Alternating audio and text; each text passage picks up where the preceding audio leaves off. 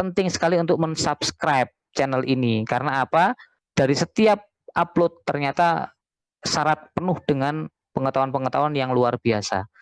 Mulai tanggal 15 September hingga tanggal 28 Oktober 2020, PSA kita Member Pendidikan hadir untuk Anda.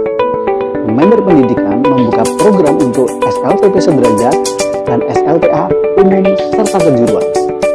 Jangan ragu untuk mengajukan pertanyaan, berdiskusi tentang apa yang dibutuhkan, apa yang didapatkan untuk sekolah, dan bagaimana implementasi program.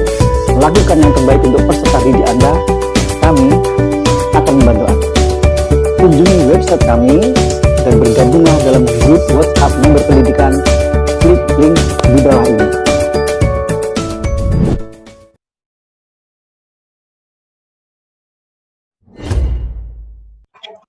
Assalamualaikum warahmatullahi wabarakatuh, Mas Kukul. Gimana kabarnya? Waalaikumsalam warahmatullahi Sehat ya? Alhamdulillah sehat. Sehat dari corona. Mas Kuku, bisa diceritakan nggak latar belakang Mas Kuku dulu pertama kali kenapa terjun di dunia abnormalitas atau disabilitas ya? Kalau nggak salah, ini sekitar 10 tahun lebih ya yang lalu ya. 10 tahun lebih. Jadi ceritanya awalnya gini. Awalnya itu bukan di dunia disabilitas sebenarnya, tapi di perlindungan anak. Jadi awal masuk itu di Dinas Sosial Provinsi itu bukan di Dinas Sosial Provinsi dulu. Awalnya di Lembaga Perlindungan Anak, volunteer. Jadi volunteer bencana alam itu ada program-program sebagai volunteer. Nah, di saat ada program-program bencana alam itu kemudian ada salah satu UPT Dinas Sosial Provinsi itu ngajak saya bergabung untuk menjadi pendamping dan konselor untuk anak korban trafficking dan lain sebagainya gitu. Nah, di perjalanan saya di situ ternyata yang menjadi korban trafficking itu tidak hanya anak-anak yang pada umumnya gitu, artinya anak-anak yang normal, tetapi ternyata lambat laun juga banyak anak-anak disabilitas yang menjadi korban trafficking, bully dan lain sebagainya gitu. Nah, kemudian ada beberapa instansi punyanya dinas sosial yang mungkin melihat saya, mengiranya saya terjun di dunia disabilitas, padahal lebih pada sebagai pekerja sosial dan sebagai tenaga psikologis dalam pendampingan anak-anak trafficking, korban trafficking dan bully dan lain-lain gitu ya. Nah, karena mereka melihatnya di situ kok ada disabilitas, akhirnya saya diajak beberapa kali kegiatan tentang disabilitas. Nah, berawal dari situ sih, kemudian kenal-kenal, kemudian saya akan, kalau saya itu kan kalau ke anak, itu kan tidak hanya sekedar say hello ya. Jadi saya nikmati ngobrol dengan mereka, bagaimana perasaan mereka, kisah-kisah mereka. Akhirnya saya cerita banyak tentang mereka ke ke petugas aslinya gitu. Nah, dari situ akhirnya kok mereka nggak menemukan data atau nggak dapat info seperti itu kalau ketika interaksi. Sedangkan saya beberapa kali interaksi kok malah curhatnya ke saya gitu. Awalnya dari situ, akhirnya saya langsung sekalian gabung, ditarik di setiap kegiatan pemberdayaan dan motivasi untuk disabilitas, akhirnya saya diajak. Nah, sejak itu saya gabung dengan dinas sosial. Berapa tahun tuh Mas Kuku bergabung di situ? Berapa tahun ya? Kalau disabilitas mental itu 6 tahun. Kalau di disabilitas, di trafficking dan disabilitas ya sekitar 10 tahunan. 10 tahunan. Itu masalah awal mereka bisa masuk ke panti rata-rata apa Mas? Masalah awal rata-rata yang terbanyak di sini ke ekonomi ya, karena ekonomi yang kurang sehingga terjadi pertengkaran, ketidaknyamanan, terus ada iri, dendam dan lain sebagainya. Itu paling banyak karena ekonomi, PHK, atau penganiayaan di dunia kerja itu banyak. Kemudian yang kedua itu karena kehilangan orang yang dicintai, baik itu dikhianati ataupun percintaan ya dikhianati atau meninggal, atau ya kehilangan orang yang dicintai atau anaknya yang meninggal atau pergi dan lain sebagainya. Yang ketiga itu karena mengilmu, ekspektasi dengan kenyataan tidak sama gitu. Jadi dia inginnya tinggi, pengennya tinggi, kemudian kenyataannya kok nggak sesuai, kemudian dia mencari jalan pintas dengan cara mengilmu. Ilmunya ya otomatis ilmu-ilmu yang supranatural gitu ya, yang puasa, yang dan lain sebagainya lah, macam-macam puasa, kedukun dan lain sebagainya. Ternyata ujung-ujungnya dia mulai dibisik-bisiki dan lain sebagainya. Itu yang berikutnya genetik, genetik, genetik karena tiba-tiba di usia remaja ada gangguan suara-suara, diganggu oleh halusinasi, atau pas menikah nggak lama kemudian dia membuat sebuah cerita yang menurut dia nyata. Jadi delusi, bahasa kita waham ya, zaman kita kuliah psikologi itu kan ada waham. Nah, berawal dari waham-waham seperti itu akhirnya dikucilkan oleh teman-teman, oleh saudaranya, baru akhirnya dia masyarakat merasakan bahwa orang ini sudah tidak sesuai dengan kehidupan pada umumnya gitu. Tapi bagi dia tidak merasakan apa-apa, dia nggak merasa mengalami gangguan jiwa. Namanya orang waham kan gitu. Dia yakinnya seperti ini bahwa dia mantan pacarnya siapa itu anaknya Soeharto itu, Pak Soeharto. Nah, gitu. Macam-macam lah itu, pernah diasuh SBY dan sebagainya, macam-macam tinggi-tinggi. Atau titisannya dewa ini, titisannya dewa itu gitu. Nah, ternyata setelah di asesmen tidak pernah ada masalah yang yang fatal, hanya beberapa yang menjadi pemicu dalam perkembangan hidupnya. Itu ada beberapa yang menjadi pemicu, tapi ternyata yang menyebabkan, artinya yang menyebabkan dia gangguan memang genetik. Ada orang tuanya, kakek neneknya di atasnya itu juga mengalami hal yang sama di masa-masa kehidupan tertentu gitu. Di usia tertentu mereka ternyata mengalami gangguan jiwa, dan sekarang menurunlah ke putranya gangguan jiwa. Sekarang banyak juga anak-anak yang, terutama anak-anak generasi generasi sekarang ya, generasi milenial itu stresnya semakin tinggi, tetapi mereka copingnya bagus. Artinya nggak sampai mengalami gangguan jiwa, meskipun mungkin akan masuk dalam kategori gangguan jiwa yang baru, mungkin. Tapi sama pakar-pakar ilmuwan ataupun pakar psikiater dan psikolog, belum ada kategori-kategori baru. Ya, karena kan ada aturannya ya, ada aturannya di DSM-5 atau PPDGJ dan lain sebagainya itu. Tapi tak lihat anak-anak muda sekarang itu kalau lagi stres ya hangout, senang-senang, atau main Mobile Legend, main FF, itu sudah menjadi pelarian gitu. Jadi kalau sekarang tak lihat itu mereka copingnya bukan ke arah kalau yang nggak bisa coping bukan ke arah gangguan jiwa, lebih ke arah gangguan kepribadiannya gitu. Benar-benar praktis, seenaknya, nggak ada tanggung jawab, pengennya senang-senang gitu. Nanti baru arahnya ke gangguan jiwa gitu. Kayaknya sih. Oke, Mas Guru tadi kan beberapa sumber tentang gejala-gejala itu kan ada yang dari mereka yang di PHK ya. Nah, kira-kira menurut Mas Kuko dari yang di PHK itu berapa persen atau berapa banyak dibandingkan dengan kasus-kasus yang lain?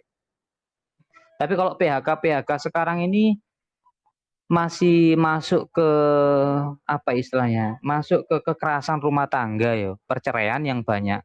Kasus perceraian yang banyak yang tak lihat.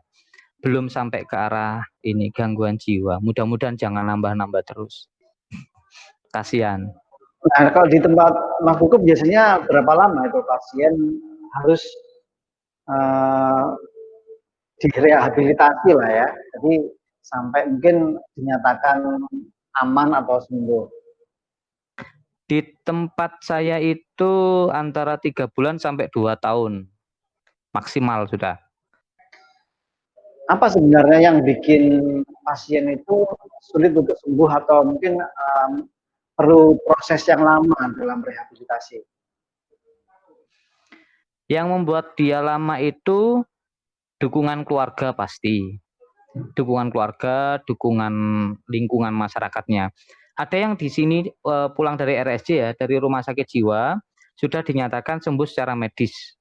Ya memang sembuh secara medis, artinya dia tidak mengganggu, tidak melakukan, tidak membahayakan dirinya dan orang lain. Itu sudah apa istilahnya, tapi masih ada sisa-sisa gejala seperti halusinasi, menarik diri, waham itu kadang-kadang masih ada, sedikit masih ada, atau reaksi emosi yang mudah itu masih ada. Nah, nanti itu di tempat saya di rehabilitasi sosial itu dia dilatih bagaimana interaksi yang baik, kemudian dilatih bagaimana mengontrol, mengenali apa gangguannya apa, penyakitnya jenis apa, saat-saat kapan dia terganggu, saat-saat kapan serangan itu datang, bagaimana mencegah serangan itu, atau ketika serangan itu datang misalkan halusinasi bagaimana mengontrolnya, gitu ya. Kemudian kita ajarkan aturan minum obat yang benar, kemudian interaksi dengan orang lain, keterampilan emosinya kita latih di situ, plus dengan keterampilan yang sederhana untuk ngisi waktu, bikin sulak, bikin sapu dan sebagainya. Nah, kalau kondisinya sudah bagus, baru apa istilahnya kita minta untuk keluarganya menjemput pulang. Karena ternyata yang pulang dari RSJ itu tidak total sembuh. Menurut RSJ memang sudah sembuh secara medis, nggak membahayakan. Tetapi kadang-kadang tuh masih senyum-senyum. Saat-saat tertentu dia senyum-senyum sendiri. Saat tertentu dia murung sendiri. Atau tiba-tiba saya masih ada suara-suara. Sudah minum obat, sudah. Tapi di jam setiap menjelang maghrib, Pak, saya itu ada suara-suara.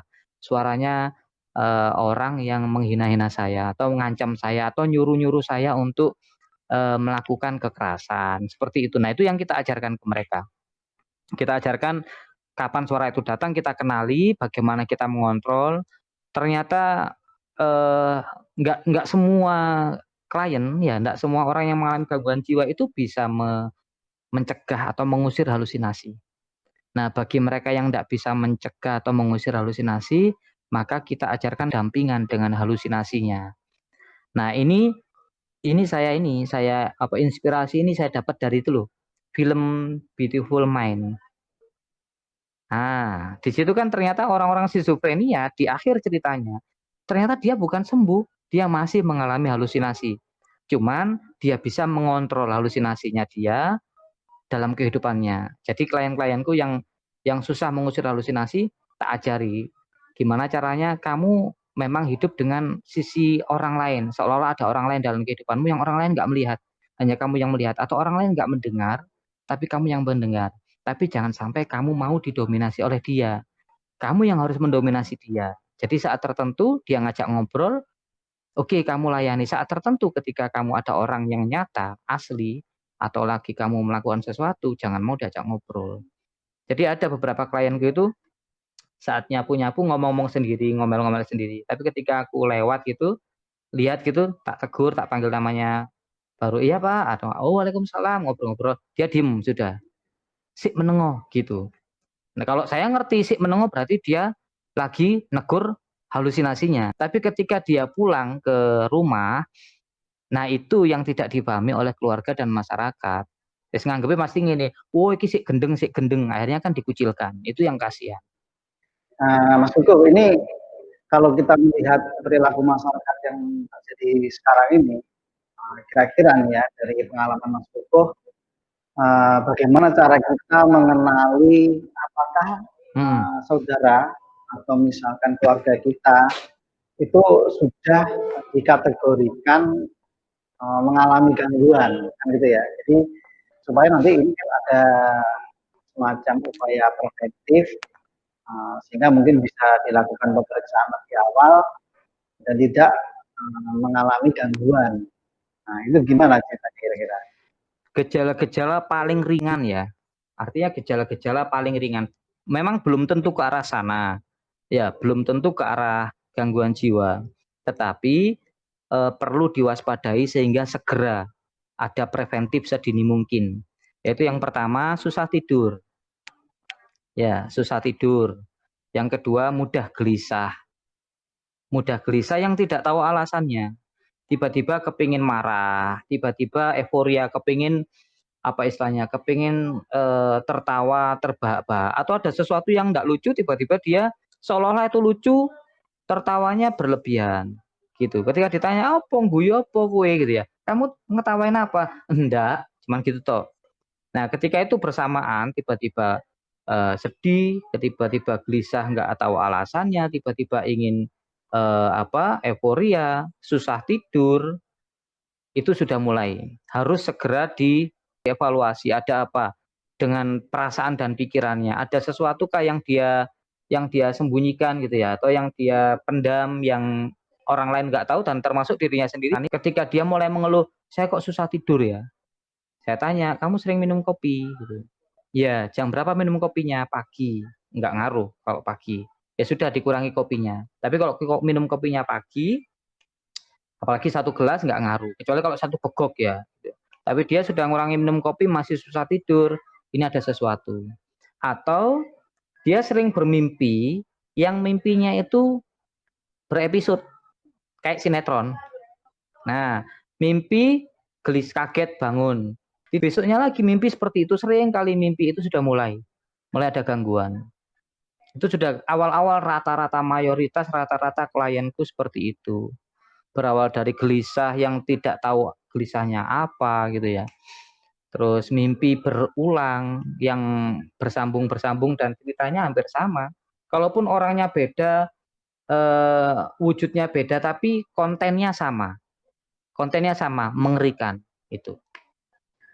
Nah, kalau di Pati itu yang sekarang rata-rata dirawat, itu biasanya mulai usia berapa yang paling banyak? So, Usia remaja sampai dewasa awal. Kalau di tempatku ya, karena di tempatku batasannya usianya 50 kan batasannya.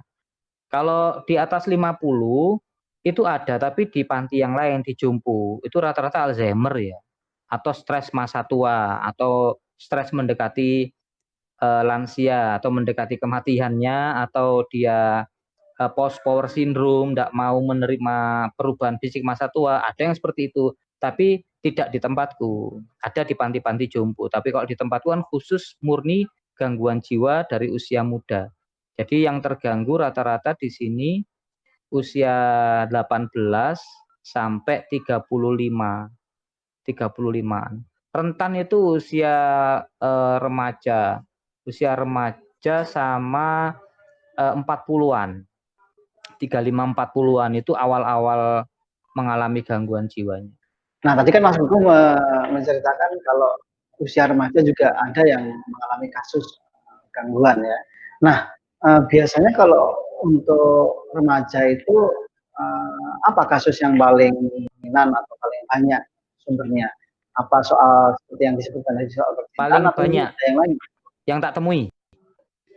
Yang tak temui paling banyak itu kalau cewek ya, beda loh cewek sama cowok. Kalau kalau cowok itu rata-rata harga diri, penghinaan.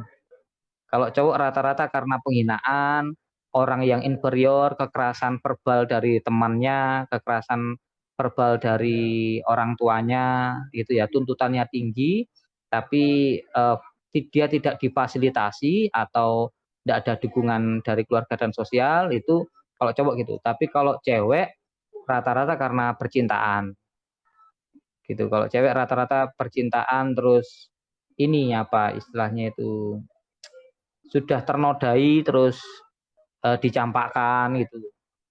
Banyak yang seperti itu. Ada juga malah yang sudah ternodai, dicampakkan, kemudian dia ini apa istilahnya, menganggap apa istilahnya, keperawanan itu hal yang bukan hal yang penting itu ya. Akhirnya gonta-ganti pacar, baru dia merasakan apa istilahnya, kehampaan dalam perasaan cintanya itu enggak ada. Akhirnya merasa merasa dia seperti aku kok seperti barang, itu baru gitu. Kira-kira kalau dari kasus yang ditemui itu sebenarnya usia berapa yang paling ringan ya, ya? Apakah usia remaja atau yang paling banyak usia dewasa awal? Lebih dominan itu kalau sampai gangguan jiwa ya, sampai gangguan jiwa dewasa awal. Sebenarnya untuk sebenarnya faktor-faktor apa saja yang dirasa membantu untuk mempermudah penyembuhan atau membantu proses penyembuhan pasien nanti. Sulit yang usia kalau saya enggak mempengaruhi ya.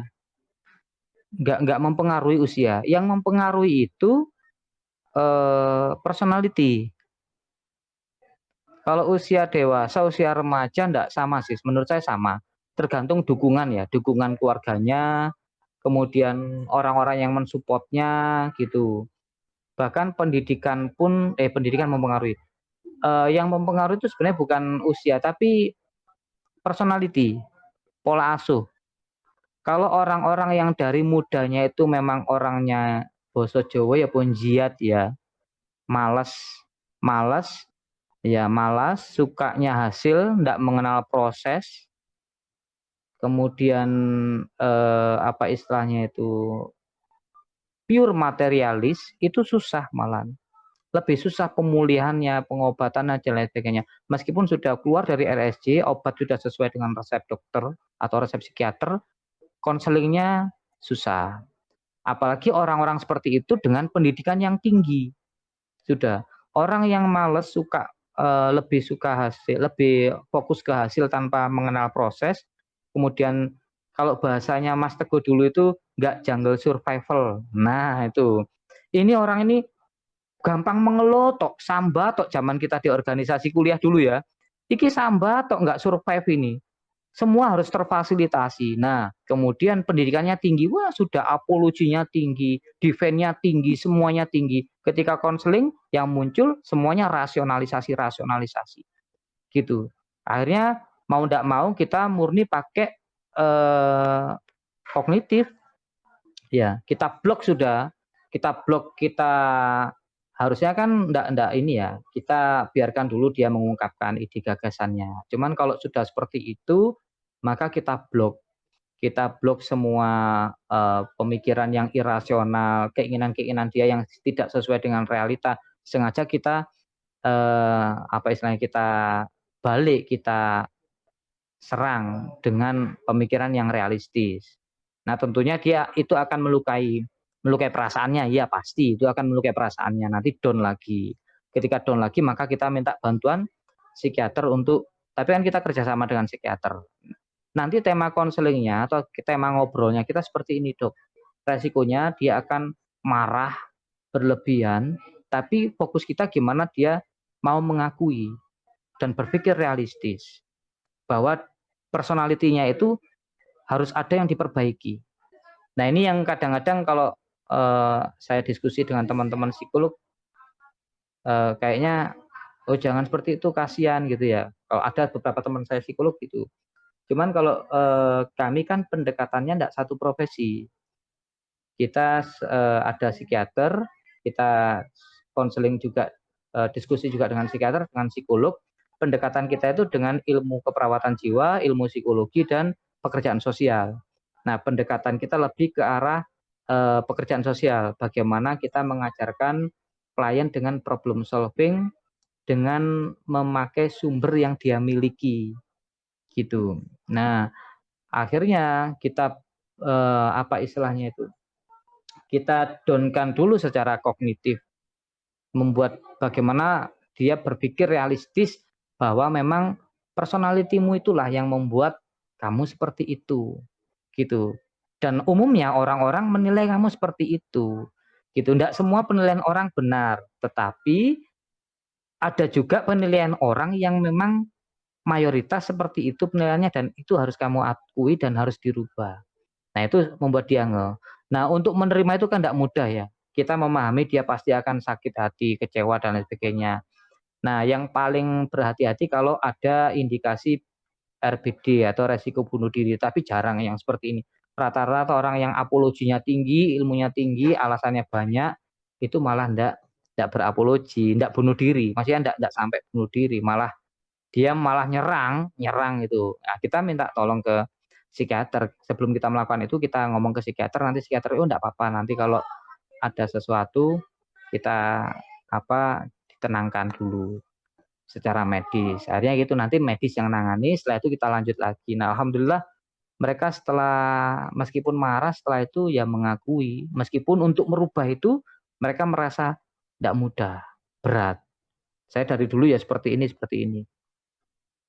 Itu usia dewasa, usia dewasa. Pokoknya yang sulit itu menurut saya itu personality, pola asuhnya awal seperti apa, membentuk pribadi seperti apa, itu yang membantu kami mempermudah istilahnya proses healing, proses pengobatan, penyembuhannya itu. Jadi setiap bulan itu kita butuh untuk melakukan katarsis atau kalau motor itu ngetap ya. Kita ngetap oli dan lain sebagainya. Kita ngetap membuang sampah-sampah emosional itu butuh.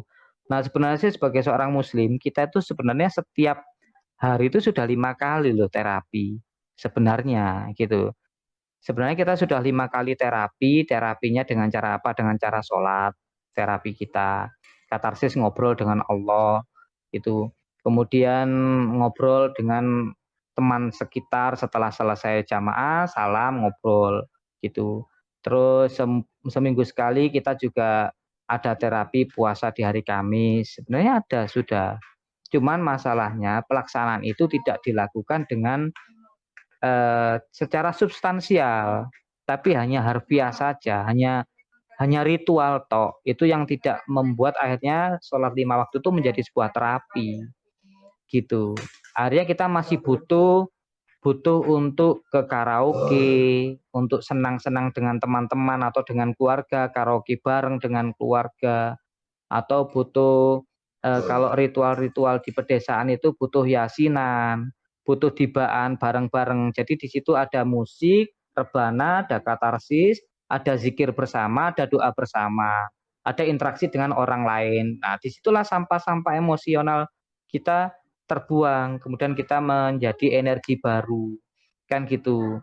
Nah, seandainya sholat kita itu sudah sudah substantif, ini sebagai media kita ngobrol, mungkin karena saya mikir, kenapa ya orang-orang ini sudah sholat, termasuk saya sendiri, tapi kadang-kadang kok masih sumpek-sumpek gitu. Ternyata setelah saya belajar dari klien gimana sholatnya, termasuk saya sendiri, saya introspeksi, ternyata apa karena sholat kita itu syariatnya kan bahasa Arab ya. Nah, kadang-kadang kita berdoa, zikir itu kita hanya mengucapkan yang kita hafal, tapi kita tidak meresapi, tidak menghayati arti makna dari apa yang kita baca. Itu yang membuat energi ketika sholat, sampah-sampah emosional itu enggak keluar, enggak terbuang. Gitu. Kalau di beberapa daerah itu masyarakat ada beberapa yang kehidupannya sama-sama beratnya secara ekonomi, tapi kenapa aku nggak sampai stres? Ternyata mereka rutin mengikuti itu loh, pengajian yang zikir sambil rebana sampai nangis-nangis itu di masyarakat ada yang seperti nah itu juga ternyata bisa buat katarsis. Nah, pulang dari itu malamnya, sorenya saya lihat itu beberapa pemuda di tempat saya itu sorenya mereka basket, sepak bola, layangan sama anaknya atau layangan sama ponakannya gitu. Nah, otomatis terhibur. Malam padahal itu beberapa dari antara mereka sudah ter-PHK, enggak kerja itu selama hampir 1 bulanan. Tapi kok nggak sampai stres itu gitu. Ternyata tak pelajari polanya, tak pelajari. Oh, mereka tetap bisa have fun, layangan, makan seadanya, mereka nerimo, kemudian nggak kadang-kadang olahraga. Terus setiap akhir minggu mereka karaoke di bukan balai desa ya, ada satu rumah tetangga itu yang dibuat kayak panggung kecil buat karaokean bersama. Nah, malam itu meskipun terlepas dari mereka itu agamis atau tidak, tapi malam setiap hari Kamis malam Jumat mereka ikut pengajian Habib yang nangis-nangis itu. Ternyata ini yang membuat dia katarsis. Kalau bahasa mereka barokah ya. Tapi kita sebagai orang psikologi kan harus mempelajari bagaimana psikologisnya. Nah, kalau menurut saya itu bukan tentang barokah atau apanya, tapi memang psikologisnya dia itu terbuang sampah-sampahnya dengan interaksi dengan orang lain, dengan berolahraga, beraktivitas, interaksi secara rasional, makan seadanya dia nerimo, kemudian dia sambil berdoa nangis-nangis dan sebagainya, itu yang membuat dia bisa membuang emosi negatifnya itu, sehingga kuat. Nah, dari beberapa kasus mereka-mereka yang sudah dijemput atau pulang atau dipulangkan ya, itu ada nggak pasien-pasien yang sudah betul-betul dinyatakan sembuh, tidak kumat lagi, sehingga ya sudah bisa hidup normal seperti orang biasanya. Karena yang saya tangani ini kan schizophrenia yo. Kan namanya gangguan jiwa kan banyak. Ada bipolar, ada gangguan personality, macam-macam. Nah, yang saya tangani itu mayoritas schizophrenia.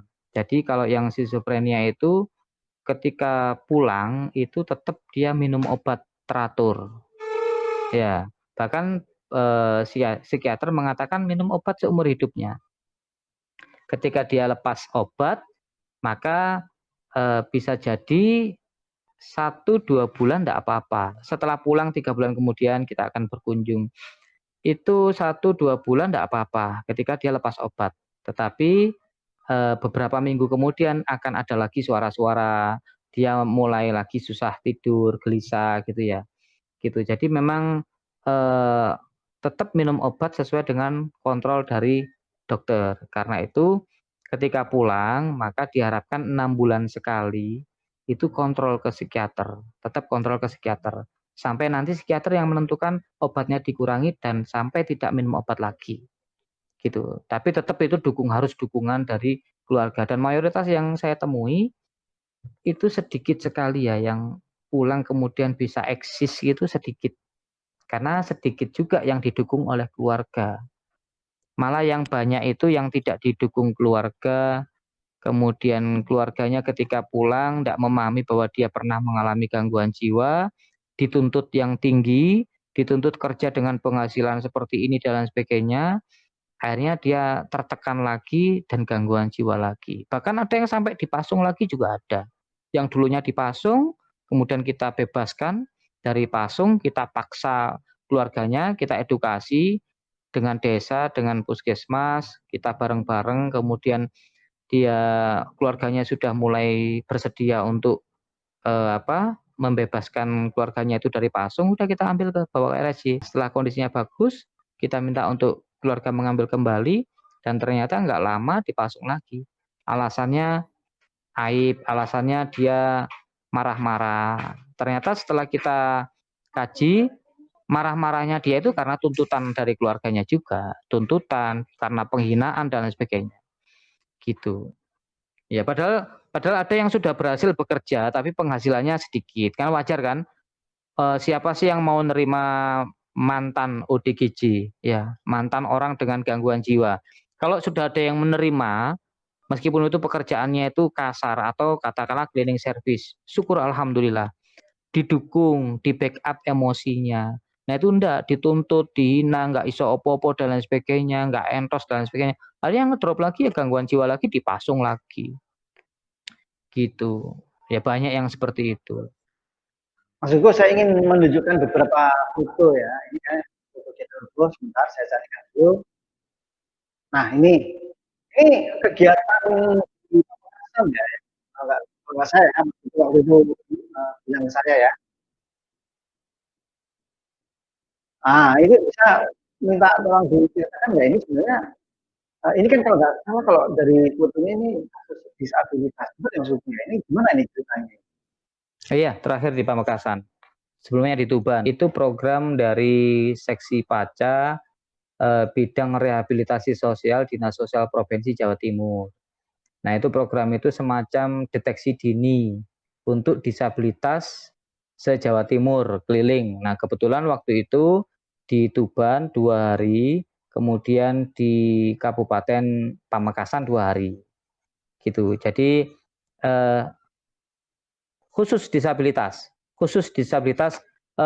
rungu wicara, daksa, tubuh ya, kemudian netra, sama intelektual, disabilitas intelektual grahita.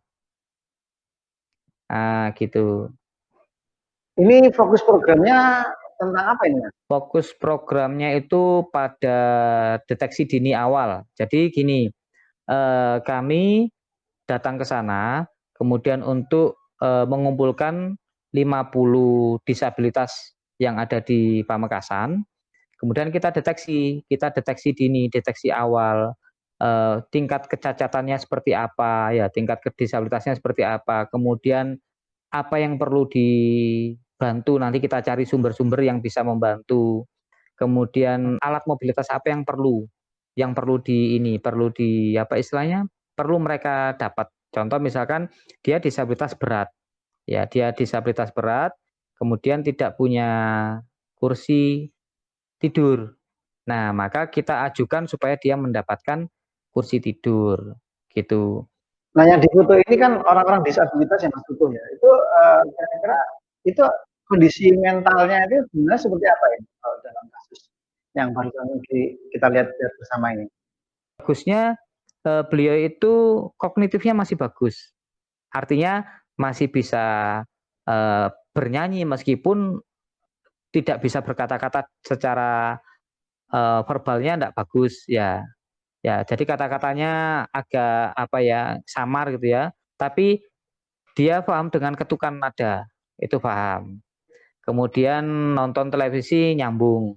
Diajak ngobrol dengan isyarat, misalkan saya ngomong sesuatu. Kalau iya manggu, kalau tidak geleng-geleng, kalau enggak tahu putar-putar bola mata gitu. Dia paham, dia mengikuti itu, menjawab. Artinya kognitifnya masih bagus. Maka kita ajukan untuk dia mendapatkan perawatan medis gitu ya. Kalau misalkan belum ada BPJS atau KIS, maka kita menghubungi ke TKSK, Tenaga Kesejahteraan Sosial Kecamatan tempat dia tinggal, supaya membantu mengurus ke KIS ke kabupatennya. Terus nanti dari Dinas Sosial Provinsi akan diupayakan mendapatkan kursi roda atau kursi tidur seperti itu. Nah, kalau kan di situ ada pekerja sosial dari Rungu Wicara sendiri, ada pekerja sosial dari Daksa, dari Netra, Grahita sendiri. Nah, tugas saya sebagai tenaga psikologis untuk memotivasi sama mengasesmen awal kondisi psikologisnya seperti apa. Artinya gini, dia nggak bisa jalan, bisa pakai kursi roda dengan tangan satunya nggak bisa, tapi kognitifnya masih bagus. Nah, kita minta karena memenuhi syarat, ya, karena memenuhi syarat untuk mendapatkan bimbingan rehabilitasi di UPT Rehabilitasi Bina Daksa Bangil, masuk panti Bina Daksa Bangil, sehingga nanti di sana dia bisa memilih keterampilan elektro atau las atau jahit di sana. Karena banyak yang kalau kita lihat dengan nggak ada fotonya di situ ya.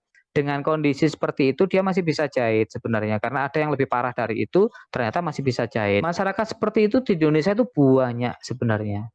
Sayangnya tidak ada yang datengin, tidak ada yang menjemput bola. Rata-rata kan orang-orang seperti itu yang harus ke rumah sakit, harus ke psikolog, harus ke psikiater, harus ke Tidak ada yang datang-datang kemudian untuk memotivasi mereka, tidak ada. Gitu. Kita tahu sendiri kalau kita ke praktek psikiater, ke dokter, ke psikolog, kan rata-rata yang berduit. Iya kan? Ya, rata-rata berduit. Kalau nggak berduit, siapa yang bisa ke sana? Itu. Kalaupun yang datangi siapa? Kalau nggak kegiatan-kegiatan istilahnya kegiatan kemasyarakatan kan juga enggak. Karena orang-orang seperti itu biasanya dipaksa pun enggak mau. Kalau nggak kita yang kemudian sering main, datang ngobrol, akhirnya dia tertarik. Oh, orang ini nerima aku dan mau bantu aku. Akhirnya dia mau. Gitu. Mas Koko, ini asik sekali kita tadi ngobrol soal pasien-pasien dalam rangka kesehatan mental ya. Nah, ini karena waktunya sudah mau habis Lama nih. ya ternyata yo. Nah, Nggak sebelum terasa saya yo. akhiri, Mas Hugo, kira-kira ada nggak poin-poin penting yang Oke bisa oke. Mas Hugo sampaikan terkait apa namanya, bagaimana upaya-upaya kita supaya gejala-gejala awal yang sudah ada di masyarakat itu bisa cepat kita kenali, kemudian itu tidak sampai ke fase gangguan, sehingga betul-betul kita bisa sama-sama belajar di sini supaya kalau misalnya ada orang di sekitar kita yang mengalami kasus seperti ini, kita bisa segera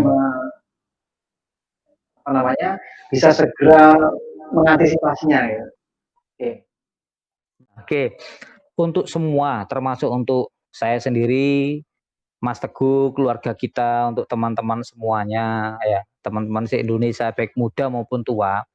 Yang terpenting apalagi dengan era teknologi sekarang ya, apalagi tambah COVID, yang kita tidak bisa berinteraksi secara fisik. Padahal dengan gadget, dengan seperti ini kadang-kadang juga masih tidak bisa apa benar-benar terjadi ikatan emosional yang bagus gitu ya. Kalau pesan saya, sering-sering kita berdoa.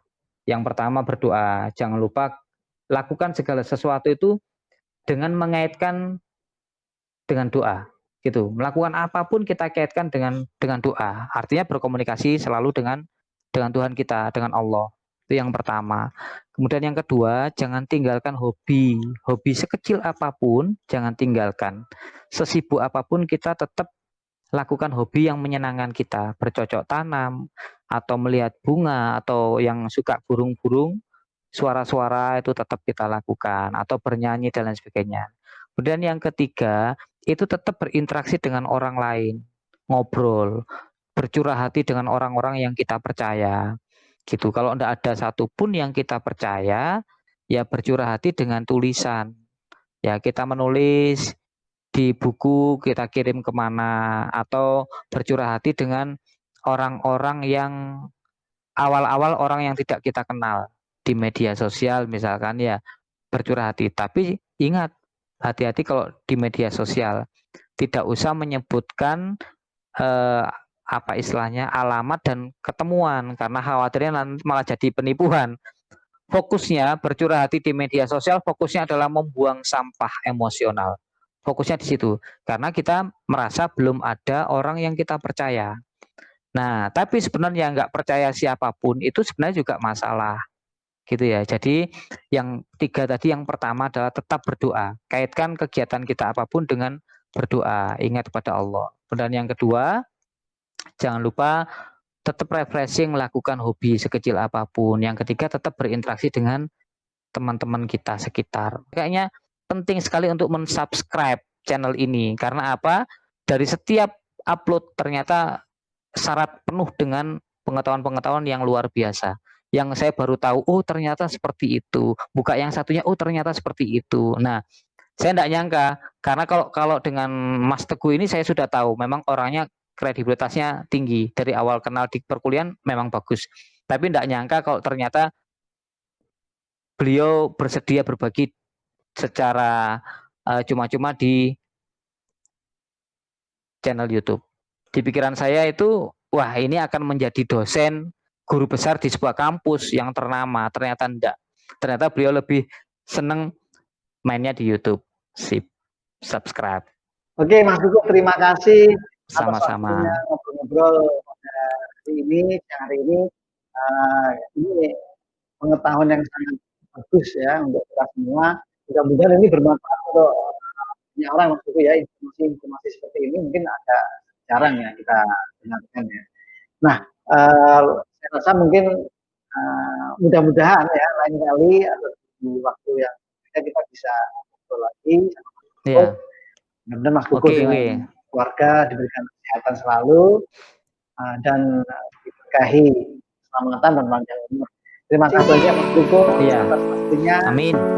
Wassalamualaikum. Amin. Sama-sama. Waalaikumsalam warahmatullahi wabarakatuh.